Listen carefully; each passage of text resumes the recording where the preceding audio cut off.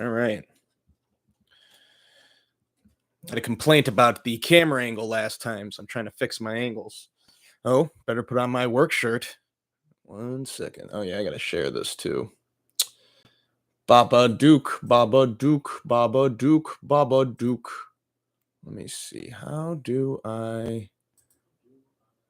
Oh.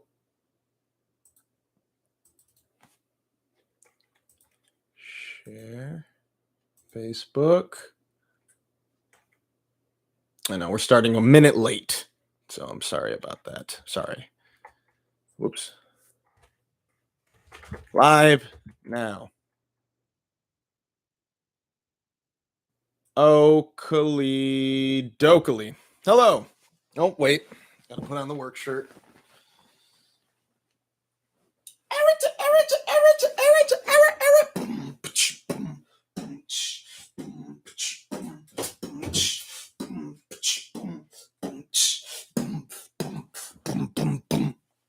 Hello, hi, hello, hi, hello, hi, hi. Welcome to another episode of Popcorn Poppin'. Today we'll be talking about movies that are in theaters, that are on streaming, and what's coming out next week, what to be excited for, what to prepare for, what to watch until the next thing you got to watch, and whether or not it's worth your time. I will tell you whether or not it is or whether or not it is not. Maybe I'll tell you some things that are already out, that have been out for a while, that I find interesting that you may want to watch, and that not many people enough talk about it. That way, you're going to find out today. So, if you angle, not good enough for the viewers, I apologize. I'm getting new to this. I also want to create graphics and shit like that. I have a green screen that I still haven't used yet, and I definitely should. I used it once. I want to use it again. But this is a thing in progress. So let's try and add real quick. This is brought to you by Uptime.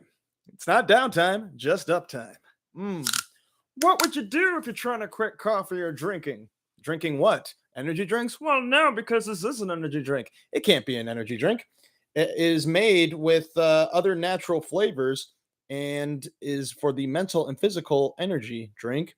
Has natural caffeine and L-theanine, zero sugar. But it tastes so powerful as if it was made full of not sugar. Uptime. You don't know what it is, but it keeps you up all the time. So, some news in the world this past week.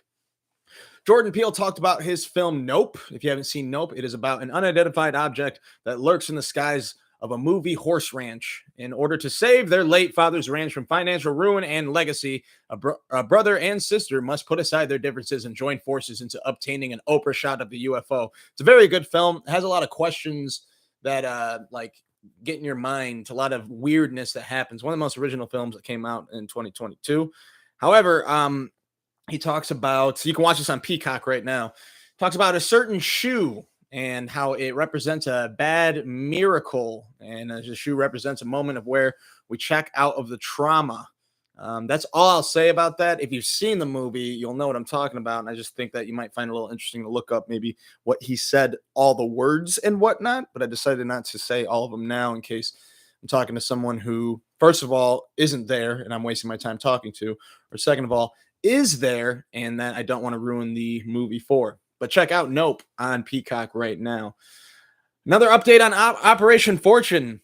There is a pretty good bootleg out there that I would not recommend watching because bootlegs are bad and you shouldn't do that. You should always pay for a ticket. However, there is still no release date for the U.S. release of Guy Ritchie's new film. From IMDb, the plot line is as follows. A team of operatives recruit one of Hollywood's biggest movie stars to help them on an undercover mission when the sale of a deadly new weapons technology threatens to disrupt the world order. This bootleg in question, not with me searching, of course, but for me stumbling upon, was actually decent, and I really wanted to use it, but I want to pay for this movie and watch it. But it's kind of hard to do when it's not in my country, and I don't have much access to other countries. So this movie better come out with, hopefully, whoever is in charge of movie release dates for America with Guy Ritchie films sees this and decides, you know what, we better make the release date announcement right now for the U.S. Otherwise, these youngsters are gonna, because I'm a youngster, are gonna watch this movie on the bootleg and we're gonna make no money. So Operation Fortune people, make the movie and make it happen in America. I want to watch it. Has Aubrey Plaza, Jason Statham, and Josh Hartnett. I think it's gonna be dope. Cloverfield news. There's going to be a new Cloverfield very soon. I believe it's going. I'm a very big Cloverfield fan. I don't know many that are, but it's just if you haven't seen it, Cloverfield was a found footage film that takes place during a surprise birthday party in New York. A giant alien and a shaky camera fucks shit up, basically. I am very excited for the next Cloverfield. I didn't love Cloverfield Paradox too much, but Cloverfield and 10 Cloverfield Lane are really, really dope. And J.J. Abrams announced after Paradox, because people are very disappointed with it, especially hardcore fans, that they are going to make a true sequel to the original Cloverfield. So I'm pretty excited about it. They haven't released anything, but it's being talked about more because Matt Reeves is getting a lot of attention lately. He's a director. I thought he only wrote Cloverfield, but he did The Batman with Robert Pattinson. Anyways, I'm very excited about it. It's going to drop. He was basically saying, it's happening, but we're not allowed to talk about it. You never know. It just pops up because the trailer for Cloverfield Paradox popped up during the Super Bowl and said, hey, we'll be on Netflix after the Super Bowl airs. So I was fucking hyped up. And then I watched it and I was very disappointed. Either way, the Cloverfield trailer was, one of the most mysterious trailers ever. That made people speculate it was a Godzilla film, and it basically was a Godzilla film. But anyways, I'm very excited, and I'm hoping that news comes of it soon. Jared Leto is going to be in Tron 3. Two things that you don't care about coming into one. I had a discussion recently about Jared Leto. He has a bad filmography lately. I mean, there's Morbius, House of Gucci. House of Gucci, his character is very funny, but awfully I don't like calling people racist, but he went for stereotypes hard. And it's a very funny performance for a very weird movie that's not, I would say, good.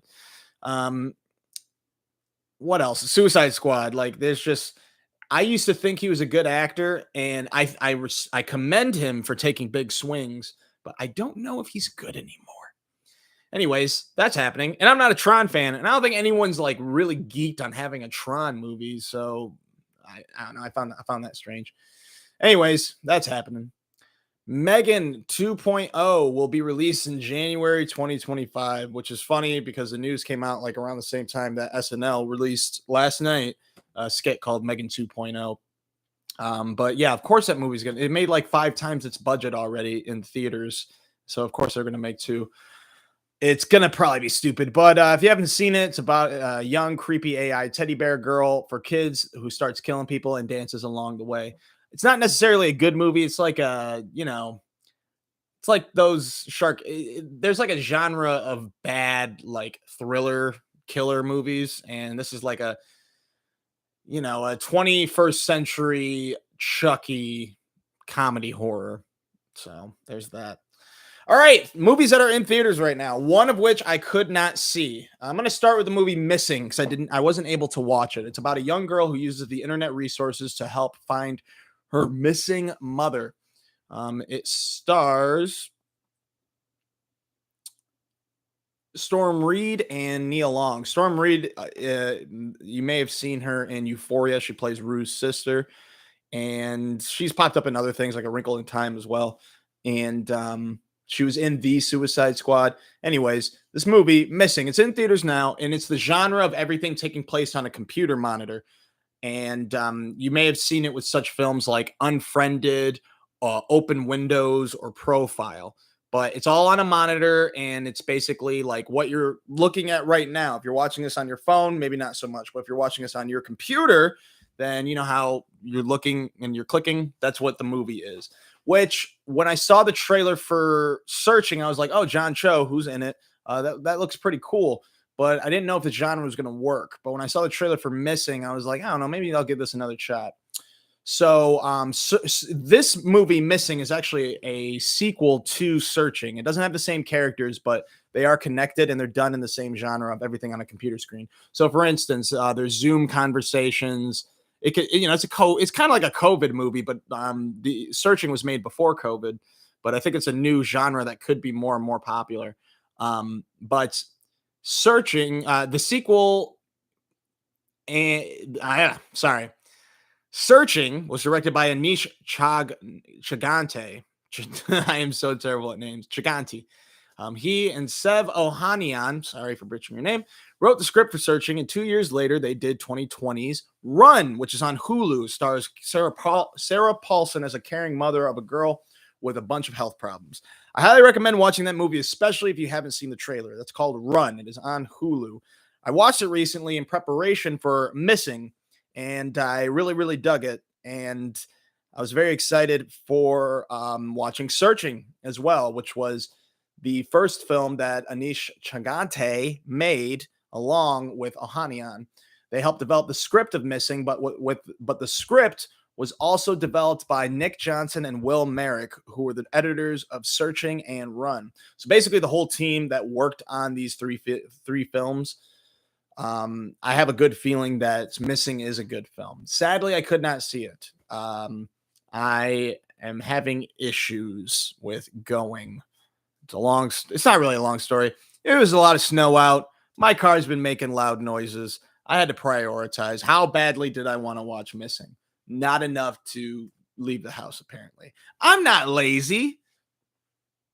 What else did I see in theaters? Well, I think it kind of evens out because You People, which stars Jonah Hill seeking out Eddie Murphy's approval to marry his daughter. You know, it's a mixed coupling movie with laughs along the way.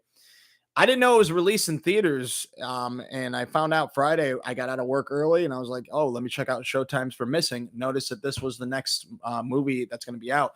This is coming out on January 27th on Netflix, but you can watch it in theaters now, apparently.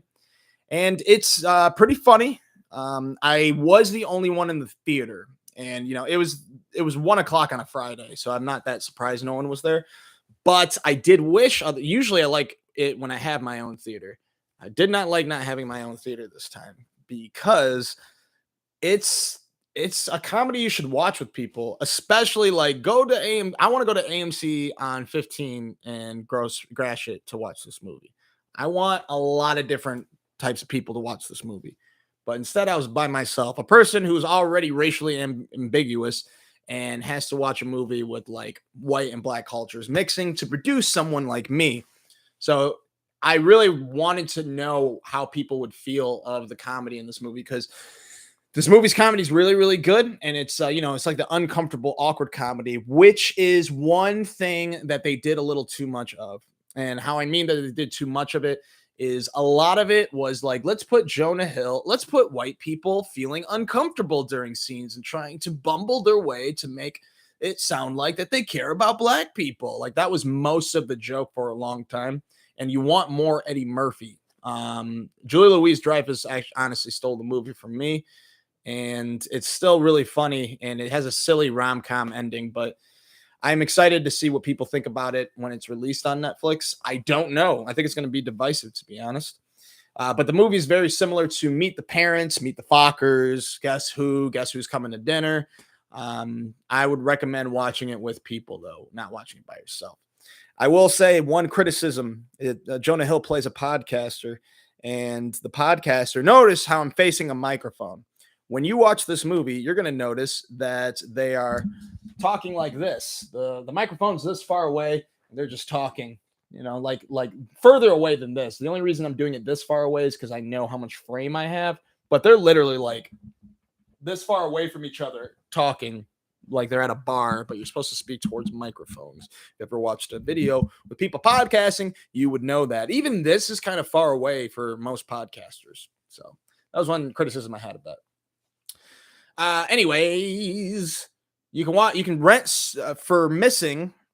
You can rent Searching for $3 or watch Run on Hulu in preparation to watch it in theaters. I will watch it sometime this week, and I'll keep you posted about it next week. Last of Us premiered last week. It will be on tonight. It sucks that I don't do this on Mondays or don't do it till after the episode airs. But Last of Us is a post-apocalyptic drama starring the Mandalorian himself, Oberyn Martell, escorting the young Lyanna Mormont across the country to a rebellion group in an attempt to survive the worldwide virus of fungus zombies and the dangerous survivors along with them.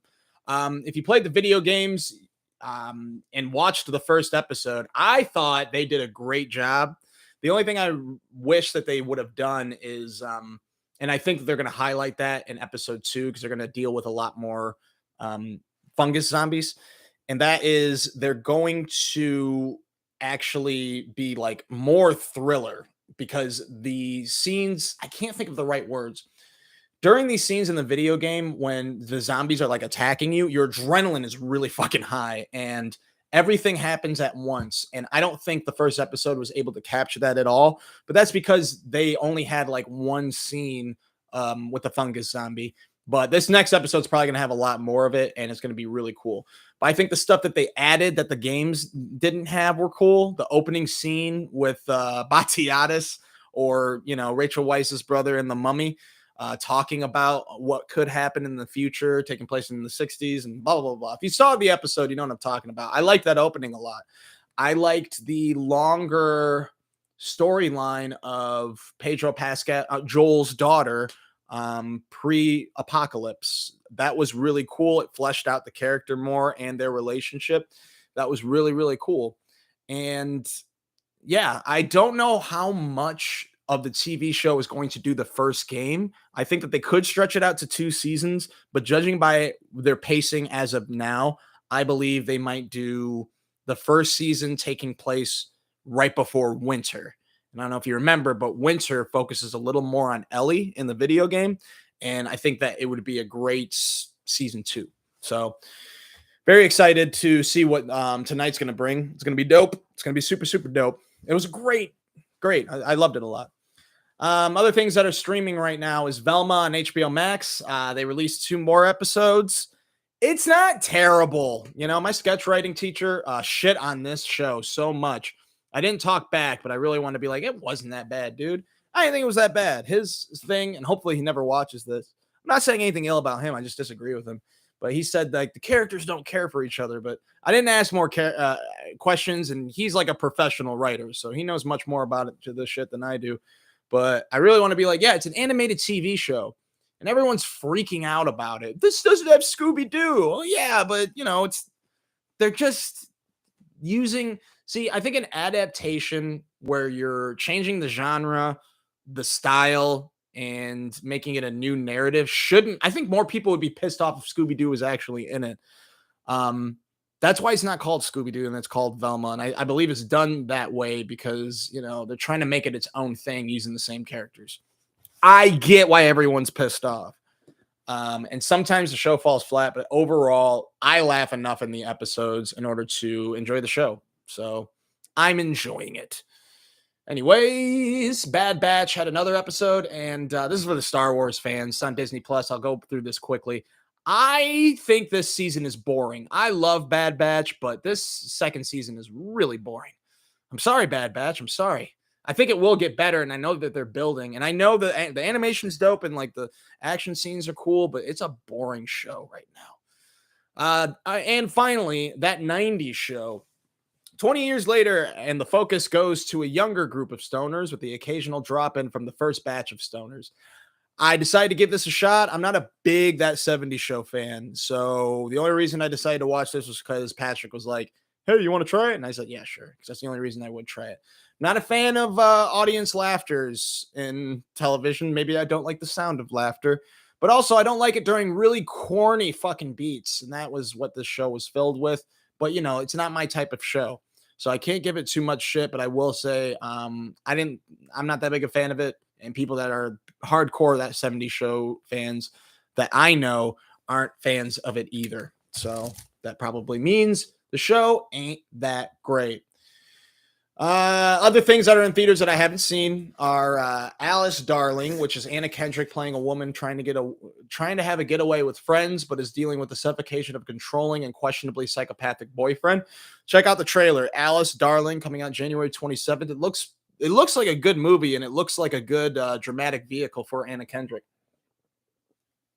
Also being released, it's a film called The Sun, or that is released. It's called The Sun. I think this movie looks incredibly boring.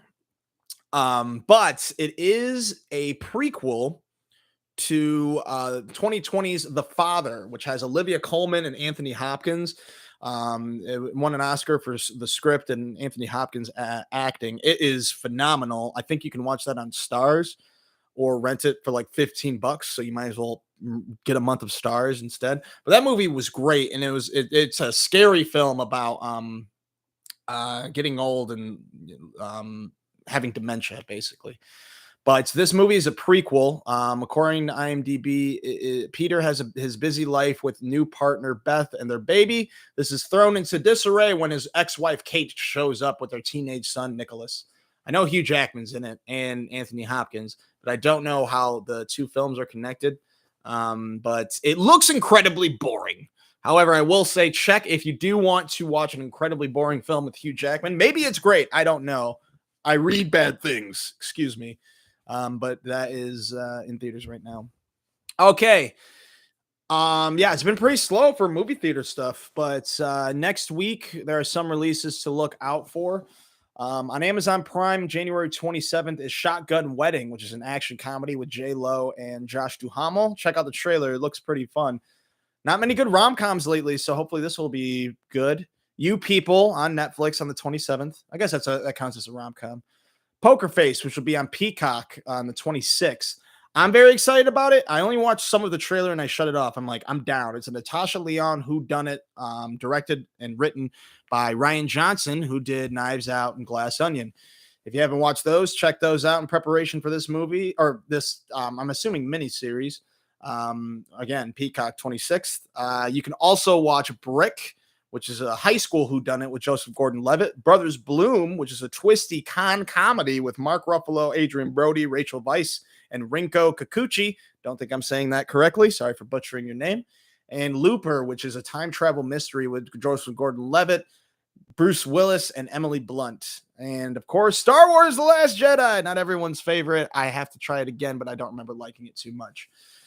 All right, other things that are coming out that I'm probably not going to watch are Shrinking, which is on Apple TV on the 27th. That I might try. It's with Jason Segel or Segel. I think it's Segel. And Harrison Ford. It's a comedy. There's Extraordinary, which is going to be on Hulu on the 25th. And Lockwood and Company, which is on Netflix on the 27th. This movie looks like Netflix's next big YA sci-fi swing to make a lot more money. I don't believe that this movie will have a season 2 just from watching the trailer. But then again, it's YA and I don't watch YA stuff, so maybe it's a little more dope than I know, but it's not made for me being the primary audience. So in any case, that's what's coming out. That's what's happening. Nothing else to report. Hopefully the show will get better and better with some more written material or computer graphics, because I know just a guy talking for a while isn't the funnest thing to watch. If you did watch some of this, or for some reason all of it at a later time, thank you very much. Please subscribe to Jermaine Higgins Presents on YouTube, and I will see you next Sunday at 7 p.m., just like this Sunday. Peace.